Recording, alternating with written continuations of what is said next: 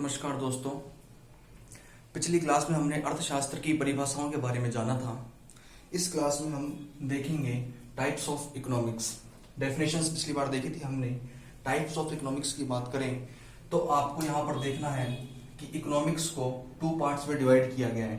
First बोला गया है माइक्रो इकोनॉमिक्स और सेकंड जो बोला गया है मैक्रो इकोनॉमिक्स। हिंदी में अगर देखें तो इसको बोलते हैं व्यष्टि अर्थशास्त्र और इसको बोलते हैं समष्टि अर्थशास्त्र। जैसा कि इनके नाम से पता चल रहा है हमारे को कि माइक्रो का मतलब है too small, when our study is the too small scale and small parameters, तो वो हमारे लिए माइक्रो इकोनॉमिक्स बन जाता है। और अगर स्टडी हमारा ब्रॉड हो, लार्ज हो, तो वो हमारे लिए मैक्रो इकोनॉमिक्स बन जाता है टू लार्ज। माइक्रो का मतलब टू स्मॉल, मैक्रो का मतलब टू लार्ज। यहाँ पर जो देखेंगे शब्द जो हमारे पास आया माइक्रो और मैक्रो, वो ग्रीक वर्ड है। ये ग्रीक लैंग्वेज से लिया गया। जैसे अपन ने इकोनॉमिक्स वर्ड की जो आपने डेरिवेशन देखी थी वो कहाँ से हुई थी? ग्रीक लैंग्वेज से हुई थी। आइकोस नेमिन हमने वर्ड देखा था पिछली क्लासेस में। वैसे ही यहाँ पे जो वर्ड लिया गया है वो ग्रीक लैंग्वेज से ही लिया गया है और माइक्रोस और मैक्रोस इसको वहां पर बोला गया है। इसका अंग्रेजी रूपांतरण जो किया गया वो माइक्रो और मैक्रो अंग्रेजी भाषा में यहाँ पर किया गया है। देखते हैं सबसे पहले ये शब्द किसने बनाया, किसने इसका उपयोग किया। कई बार प्रश्न आता है एग्जाम में कि सबसे पहले firstly use micro and macro word by whom, किसने किया था यूज? तो देखें रैगनर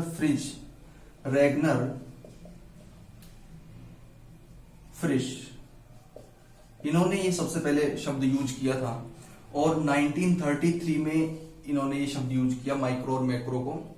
ये रैगनर फ्रिश कौन थे? First Nobel prize winner in economics. Economics में सबसे पहले नोबेल पुरस्कार विजेता थे। ये भी प्रश्न पूछा गया है 1969 में। यहीं से एक प्रश्न और बनता है 1998 में इंडिया से जो नोबेल प्राइज मिला था इंडिया में, वो मिला था अमर्त्य सेन को। तो ये भी प्रश्न कई बार पूछा जाता है कॉम्पिटिटिव एग्जाम में, तो इसे ध्यान रखें आप लोग।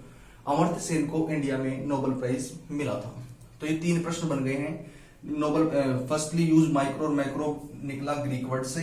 इंग्लिश में माइक्रो मैक्रो बोलते हैं, ग्रीक में माइक्रोस मैक्रोस।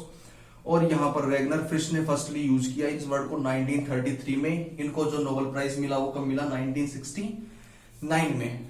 इंडिया से अगर देखें तो Nobel prize winner Amartya Sen 1998। ये कुछ बातें ध्यान रखेंगे। अब देखते हैं कि अपन माइक्रो और मैक्रो इकोनॉमिक्स में कौन कौन सी चीजें, कौन कौन से टॉपिक अपने को पढ़ने होते हैं। तो यहाँ पर बताया गया है, देखें माइक्रो इकोनॉमिक्स में जो आता है पार्ट, वो आता है सबसे पहले इंट्रोडक्शन का। एनसीईआरटी या राजस्थान सिलेबस के अकॉर्डिंग अगर देखें तो ये इंडेक्स अपने को दे रखा है, तो इंडेक्स भी जानना बहुत जरूरी है पढ़ने से पहले। तो इंट्रोडक्शन या इसमें पीपीसी कर्व के बारे में, सेंट्रल प्रॉब्लम ऑफ इकोनॉमिक्स के बारे में, केंद्रीय समस्याएं, अर्थशास्त्र की केंद्रीय समस्याएं, इन सबको यहाँ पर बताया गया है। उसके बाद डिमांड सप्लाई, मांग पूर्ति के नियम, उपभोक्ता की अवधारणा या उपभोक्ता का व्यवहार, कंज्यूमर बिहेवियर, प्रोडक्शन और कॉस्ट, इन सब चीजों को यहाँ पर बताया गया। इन चैप्टर्स हैं, एक तरह से यूनिट वाइज इनको डिवाइड किया गया। ये यूनिट्स हैं माइक्रो इकोनॉमिक्स की स्टडी के लिए। रेवेन्यू और मार्केट, इनको अपन विस्तार से जानेंगे, विस्तार से देखेंगे। मैक्रो इकोनॉमिक्स की बात करें तो वहां पर अपनी, क्योंकि स्केल भी लार्ज है, स्टडी भी ब्रॉड होगी, इस वजह से national income, money and banking, input output theory, मतलब प्राइस मैकेनिज्म, प्राइस डिटर्मिनेशन, कीमत का निर्धारण, ये सब अध्याय वहां पर हैं, ये सब यूनिट्स हैं। एग्रीगेट डिमांड, एग्रीगेट सप्लाई, समग्र मांग एवं समग्र पूर्ति, balance of payment, balance of trade और बजट, ये कुछ चैप्टर्स, कुछ यूनिट्स कहां पर ली गई हैं? अपने माइक्रो इकोनॉमिक्स में ली गई है। कुछ प्रश्न और छोटे प्रश्न जो बनते हैं वो कहां पर हैं? यहाँ दे रखे हैं आपको कि माइक्रो इकोनॉमिक्स जो है वो प्राइस मैकेनिज्म पर काम करती है, कीमत संयंत्र पर काम करती है। अगर इसका उपकरण पूछ लिया जाए कि माइक्रो इकोनॉमिक्स का उपकरण क्या है, तो हम बता सकते हैं कीमत संयंत्र इसका उपकरण है।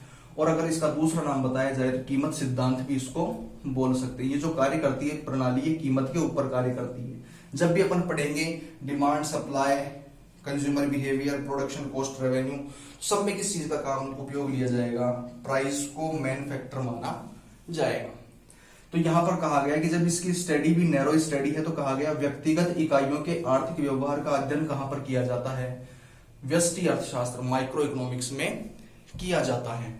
यहाँ पर पर्टिकुलर फर्म का, पर्टिकुलर बिजनेस का, पर्टिकुलर इंडस्ट्री का ही अध्ययन किया जाता है। और इंडिविजुअल व्यक्तिगत आय एवं बचत का अध्ययन किया जाता है। तो ये बात हुई माइक्रो इकोनॉमिक्स के लिए कि माइक्रो इकोनॉमिक्स में कीमत संयंत्र, कीमत सिद्धांत, प्राइस मैकेनिज्म, प्राइस थ्योरी क्या होती है, रिलेवेंट कंसेप्ट होता है। यहाँ पर पर्टिकुलर यूनिट्स का, पर्टिकुलर फर्म का, इंडस्ट्री का ही स्टडी किया जाता है। बात करें मैक्रो इकोनॉमिक्स की, समष्टि अर्थशास्त्र की, तो यहाँ पर नेशनल इनकम, राष्ट्रीय आय को इसका उपकरण बताया गया है, ये प्रश्न याद रखें। और इनकम एंड एम्प्लॉयमेंट थ्योरीज को इसमें अप्लाई किया जाता है। आय और रोजगार का सिद्धांत के आधार पर माइक्रो इकोनॉमिक्स की स्टडी की जाती है। अगर कहा जाए एक देश की संपूर्ण अर्थव्यवस्था का अध्ययन कहां किया जाएगा, तो वो किया जाता है समष्टि अर्थशास्त्र में किया जाता है, समष्टि अर्थशास्त्र में किया जाता है। जैसे economy of India, economy of Rajasthan, इन सब की बात करें तो वो अपने मैक्रो इकोनॉमिक्स में होता है। तो फटाफट से कुछ क्वेश्चंस एमसीक्यूज यहां से जो बनते हैं वो क्या क्या है याद कर लें। सबसे पहले टाइप्स ऑफ इकोनॉमिक्स कितने हुए, 2 types, micro and macro. Micro means पूछ लेता है, माइक्रो का मतलब क्या होगा, टू स्मॉल, मैक्रो का मतलब टू लार्ज, अति सूक्ष्म, और यहां पर हो सकता है व्यापक बोल सकते हैं, सूक्ष्म और व्यापक बोल सकते हैं। इनके ड्राइव्ड कहां से हुए, ग्रीक वर्ड्स हैं माइक्रोस और मैक्रोस। फर्स्टली यूज किसने किए, रेगनर फिश। कब किए, 1933। रेगनर फिश को नोबेल पुरस्कार कब मिला, 1969 में। अगर इंडिया से बात करें तो 1998 में अमर्त्य सेन को नोबेल पुरस्कार मिला। इसमें कौन कौन सी चीजें हैं, इंडेक्स में कौन कौन सी यूनिट आती हैं, तो उनको एक बार देख लें। पीपीसी कर्व, सेंट्रल प्रॉब्लम जो इंट्रोडक्शन के तहत आएंगी, demand, supply, consumer behaviour, production, cost, revenue और मार्केट, ये सब प्राइस मैकेनिज्म पर बेस्ड हैं, इसलिए माइक्रो में आ गई। मैक्रो में संपूर्ण अर्थव्यवस्था का अध्ययन करना है, इसलिए national income, money banking, input output theory, price determination, कीमत निर्धारण, समग्र मांग, समग्र पूर्ति, balance of payment, balance of trade, budget, इन सब यूनिट्स को यहाँ पर कंसीडर किया गया है। कुछ प्रश्न और बनते हैं कि माइक्रो में कीमत संयंत्र के आधार पर कार्य किया जाता है, कीमत सिद्धांत यहाँ पर प्रस्तुत होता है, व्यक्तिगत इकाइयों का अध्ययन किया जाता है, व्यक्तिगत आय और व्यक्तिगत बचत की यहाँ पर गणना की जाती है या सिद्धांत को देखा जाता है।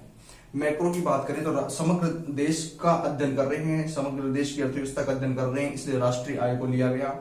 देश की जहां पर बात आई, संपूर्ण अर्थव्यवस्था की बात आई, इसलिए आय और रोजगार की बात की गई है। तो ये समष्टि अर्थशास्त्र के अंदर बताया गया। इस प्रकार 2 पॉइंट देखे अपन ने, माइक्रो इकोनॉमिक्स और मैक्रो इकोनॉमिक्स। नेक्स्ट वीडियो जो होगा हमारा दोस्तों वो होगा पीपीसी कर्व और सेंट्रल प्रॉब्लम के ऊपर। धन्यवाद।